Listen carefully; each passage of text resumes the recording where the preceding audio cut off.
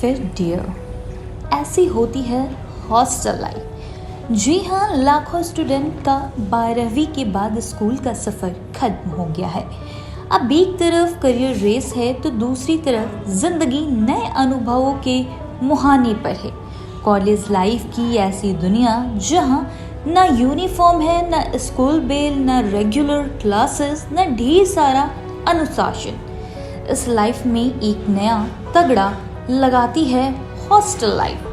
आपने बहुत से लोगों से हॉस्टल के किस्से सुने होंगे जहां बेपरवाह मस्त लाइफ के साथ यारियों के फसाने होते हैं। रात रात भर की बहसें, रूममेट्स के साथ पार्टियां, घर की याद भी और घर से दूर रहकर खुद की दुनिया बसाने का आत्मविश्वास भी।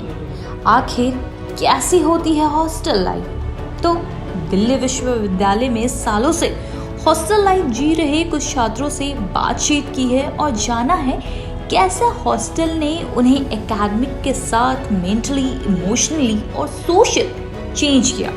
तो चलिए जानते हैं आज की 3 छात्रों की कहानियां उनकी ही जुबानी। मैं आसिम अग्रवाल उत्तर प्रदेश का रहने वाला हूँ। आज से 12 साल पहले टीन एज में मम्मी पापा मुझे हिंदू कॉलेज के हॉस्टल के एक डबल सीटर रूम में छोड़ गए थे। पेरेंट्स के जाते ही सालों स्कूल लाइफ में ढला मेरे भीतर एक 17 साल का बच्चा सहम सा गया था। मन में तमाम सवाल आ रहे थे कि यहाँ कैसे अकेला रहूँगा, मम्मी नहीं होगी तो नाश्ता कैसे करूँगा, पापा की आवाज़ के बिना जगूंगा कैसे, कपड़े कौन धोएगा, पढ़ने के लिए टोका टोकी कौन करेगा, अकेले घबराया तो साथ कौन देगा। यह सोचते सोचते पहला पूरा दिन बीत गया। यह साल 2010 का वक्त था जब देश में कॉमनवेल्थ गेम्स आयोजित होने थे। इस दौरान हॉस्टल की मरम्मत करके उसे मेहमानों के लिए तैयार किया गया था। हालांकि हॉस्टल में कोई रुका नहीं था, फिर भी हमें हॉस्टल मिलने में देर हो गई थी। 3 महीने मुझे बाहर रहना पड़ा। मन में हॉस्टल मिलने की आशा भी थी, यह पता था कि मेरिट से हॉस्टल मिलेगा, पर मिलने पर मन में खुशी भी थी। खैर, पहली शाम बिताते बिताते मुझे हॉस्टल के बारे में सुनी बातें भी याद आ रही थी। उनमें सबसे ज़्यादा टेंशन दे रही थी कि रैगिंग को लेकर सुनी कहानियाँ। अब वो वक्त भी आ गया था जब हमें सीनियर के सामने पेश होना था। हम नया बैच थे तो हॉस्टल की पुरानी परंपरा के अनुसार हम सब सीनियर के सामने पेश हुए। अब चूंकि वो हिंदू कॉलेज था तो यहाँ पहला इंट्रोडक्शन आपको विशुद्ध हिंदी में देना था। मैं हिंदी का छात्र था तो मुझे बहुत दिक्कत नहीं हुई। वहीं कई बच्चे जो अलग अलग विषय में एडमिशन लिए थे उन्हें हिंदी में अपना सब्जेक्ट बताना भी भारी लग रहा था। एक छात्र से जब पूछा गया कि संख्यक शब्द सही से बोल नहीं पा रहा था, उसकी काफ़ी हंसी उड़ी। लेकिन जब मज़े भी ले रहे थे, इस दिन के बाद ही हमें हॉस्टल के रूल पता चल गए। हमें सीनियर्स के साथ रूल फॉलो करते हुए अच्छा रिश्ता बनाए रखने की सीख मिल चुकी थी।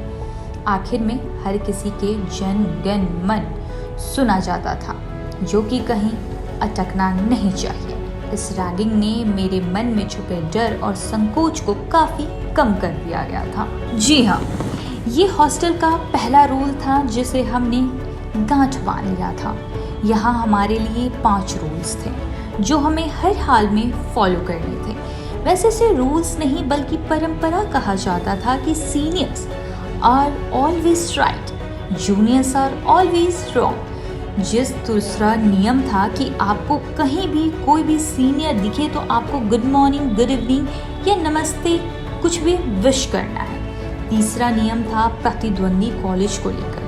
उस कॉलेज के बारे में ऐसी बात प्रचलित थी कि अंग्रेजों के ज़माने में उस कॉलेज की बिल्डिंग में लिखा गया था कि dogs and Indians are not allowed. तो तीसरा नियम देशभक्ति की परंपरा का था कि dogs are not allowed but are not allowed. फिर चौथा नियम भी उसी कॉलेज को लेकर था कि उस कॉलेज का कोई स्टूडेंट मिले तो हमें कहना है कि और college was a school, is a school and will be always हा हा हा। बस इतना ही कि उस कॉलेज में प्रेयर होना, टाइमिंग होना इत्यादि जैसे नियम थे। आखिर नियम था हिंदू सलाम।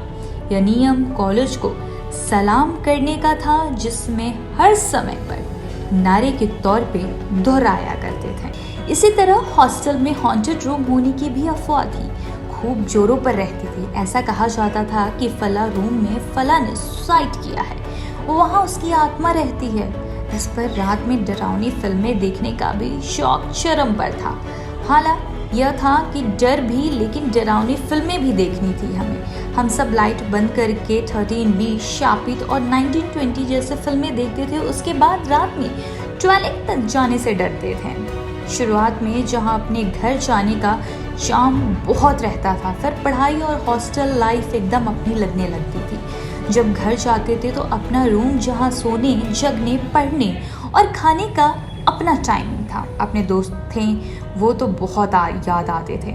फिर हॉस्टल में लौट कर आते तो अपना रूम ही लगता था जैसे अपना घर है। टीनेज लाइफ में जब हम आते हैं, अपनी जिम्मेदारी खुद उठाना सीख नहीं पाते। यहाँ आकर काम आपको खुद ही करना है। कोई आपको पढ़ाने के लिए नहीं कहेगा, ना कोई पढ़ने के लिए कहेगा। आपको खुद ही पढ़ना है, आपको खुद ही हर वक्त अपने खाने का ध्यान रखना, साफ सफाई, कपड़े धोना, सब चीज़ खुद ही करना है, जिसका बोझ भी खुद ही उठाना होता है। मैंने भी 5 साल में हॉस्टल में 2 आत्महत्याएं देखी हैं। यह मेरे लिए अदीम दुख था। अभी बताते हुए भी मेरी आंख भर आई कि कैसे म्यूज़ियम डिपार्टमेंट के भैया जो साथ उठते थे, कितना डिप्रेशन में थे, कितने डिप्रेशन में वो लगते थे।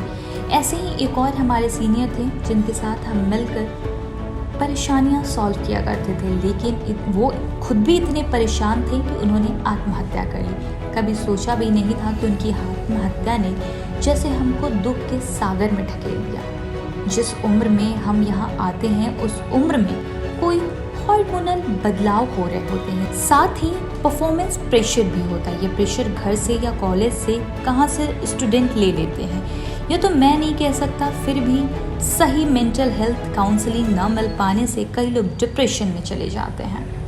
हिंदू कॉलेज में लंबे समय से वैलेंटाइन डे पर भी श्री की पूजा का चलन है। इस मौके पर सभी छात्र कैंपस के एक पेड़ की पूजा करते हैं। इसे खूब सजाया जाता है। बॉलीवुड की किसी हीरोइन को दमदमी मई का खिताब देकर उसकी संकेतिक पूजा की जाती है। इसमें जो मेन पुजारी बनता है वो हमारे हॉस्टल का उस साल का मिस्टर फ्रेशर होता है। हॉस्टल में मिस्टर फ्रेशर बनने का ये अपने आप में अलग क्रेज़ था। खैर, मैं अब हिंदी में PhD कर रहा हूँ और 11 हॉस्टल में रह रहा हूँ। यहाँ का एक अपना अलग अनुभव है।